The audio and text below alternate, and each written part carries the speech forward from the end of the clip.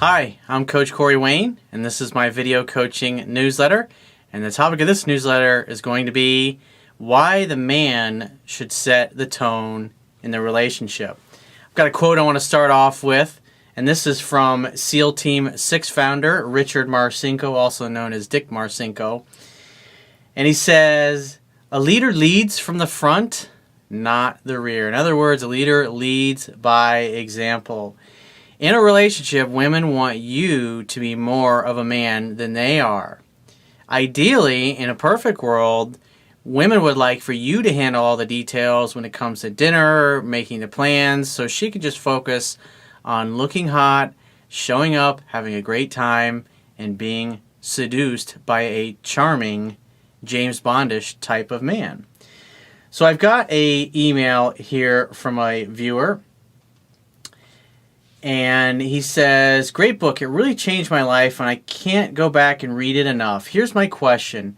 What should you do when your girl shuts down, but it's really due to outside circumstances? Something like losing a family member. And I know from your book that when she talks, I should just listen and prod her with, tell me everything, don't leave anything out, and then repeat how she feels or what she has told me back to her." Yeah, every 4 or 5 minutes when you're talking to your girl and she's expressing something, she could be talking about a girlfriend of hers or somebody from work, whatever it happens to be. And what you got to remember is women work through their problems by talking about them. And the way you can help facilitate doing that is just simply asking her questions, and not, where the big mistake guys make is trying to solve the problem. And so the best thing to do, if you're ever unsure, if you're talking to her and you kind of feel the urge or the impulse to give her your opinion or offer advice when she hasn't asked for it, it's always best to say, "Do you want me just to listen, or do you want my advice?" Because if you start giving unsolicited advice when she really wants you to listen, then she's going to get mad and pissed off and bitchy and shut down even more to you, saying that you're not listening to her or you're not understanding her. So he says, "But with something big and totally out of either of control of our lives, not to mention that it's just not something that bothers her for a day or two, she's not going to want to talk about it, nor is it wise to keep asking her what's wrong when I know exactly what's wrong because we talked about it a day in detail before." Well, here's a thing that's important to understand. I talk about this a lot. In life, shit's going to happen. Things are just not going to go your way. People that you care about are suddenly going to become ill, or they're going to pass away, or the economy is going to change and it's going to dramatically affect your business. I mean, things in life just happen. And so we don't always have control over the circumstances of our life, but we always have control over what they mean to us. And as a man and as a leader, I've made the conscious choice that my life is a drama-free zone. And therefore, I don't hang out with friends or people or date women that are full of drama and that are always causing problems.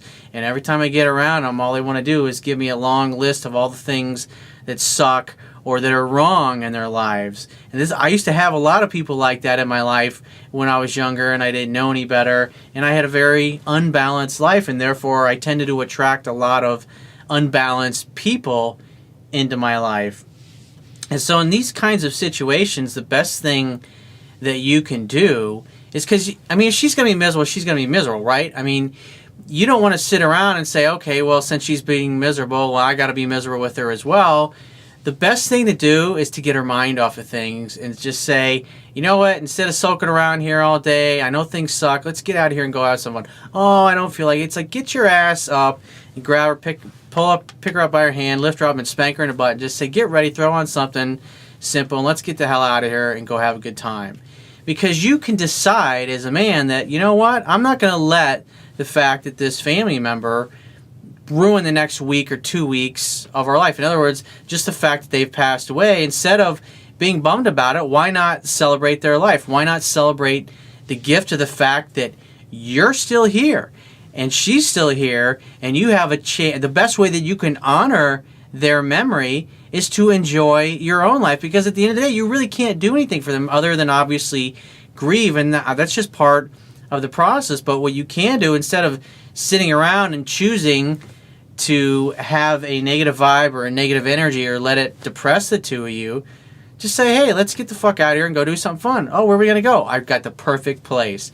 Put some shorts on, t-shirt, sneakers, let's get the fuck out of here. And you hop in the car and you go somewhere. Like for me, living in Orlando or Florida, I might drive to a theme park or someplace cool. And so we're going to go someplace fun and get our mind off of things. And so if we're having fun or if we're enjoying each other, she's going to forget about the problems or the fact that a loved one's ill or that somebody passed away recently. And this way you can spend your day making a conscious choice and a conscious decision to choose to be happy. Because there's a quote, I don't have it in front of me right now, but it basically goes like this. Whether you make yourself happy or miserable, the amount of work is the same.